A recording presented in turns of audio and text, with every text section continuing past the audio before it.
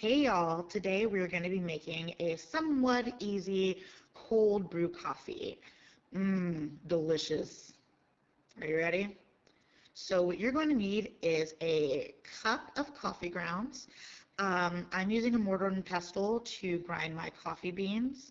I was feeling frustrated and this was so satisfying, so I did the entire cup of coffee beans with my mortar and pestle. I figure I buy it, I better get the use out of it. So there you go.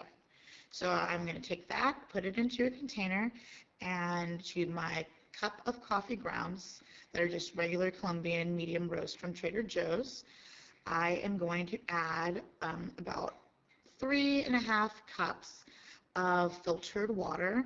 I use my zero water, trying to, reduce my footprint on the earth by using the zero water, but you definitely want to use some sort of filtered water because if you live in a place with subpar water quality, you're going to taste that in your cold brew.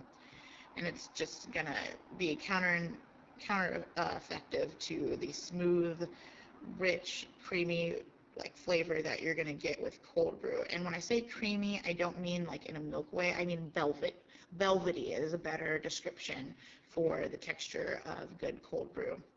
So you're also going to notice that there is some coffee, the grinds are gathering in the neck of the bottle. As they absorb the water, they're going to sink to the bottom, and the caffeine and coffee goodness is going to be distributed throughout your coffee. Don't worry about the neck coffee, but do give it a little shake tomorrow just to make sure the grinds are lower.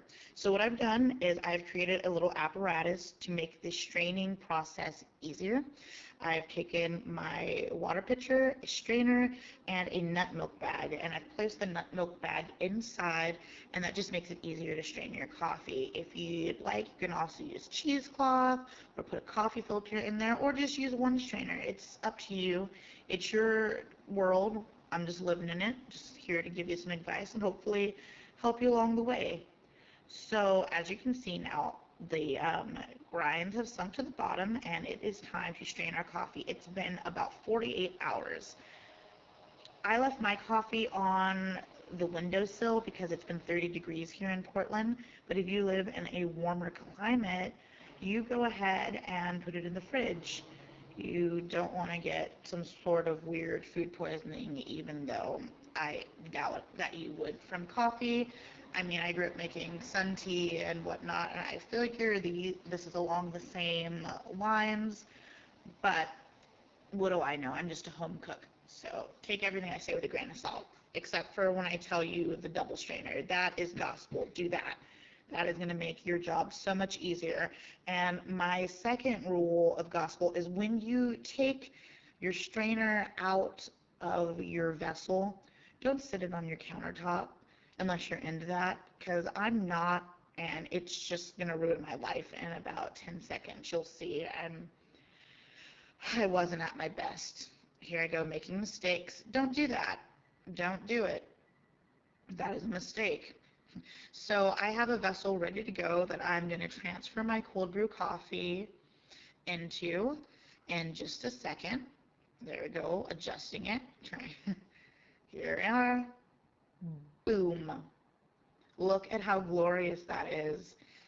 Now, when you are drinking this cold brew coffee, make it Americano style. Add some water or some sort of milk to it. Don't just pour a big old glass of this because you will have the jitters and the shakes. And that's not any good for anyone unless you're into that, in which case, by all means, please enjoy yourself. Get all cracked out on coffee. It's your world. So anyways, I am going to wipe up that mess because it has been bothering me. Oh my God, just look at it. Just being a stain off in the corner. Anyways, that's not what we're here for. So this coffee is going to be served with cashew milk that I made in my Vitamix. Super simple recipe. And it's not sweetened with sugar or anything. I just put about a couple dates in it. So I'm going to add some maple syrup to my coffee because one day I ran out of sugar and I've never looked back. It's absolutely delicious like that. So there's some coffee, and then that homemade cashew milk, which is more like a cashew half and half because I didn't strain it. I like it to be kind of viscous and thick. It just makes for a better coffee, in my opinion. And you can also heat that up. If you're a person who loves hot coffee, you could throw it in the microwave. It just takes all the tannic properties out of the coffee when you cold brew it.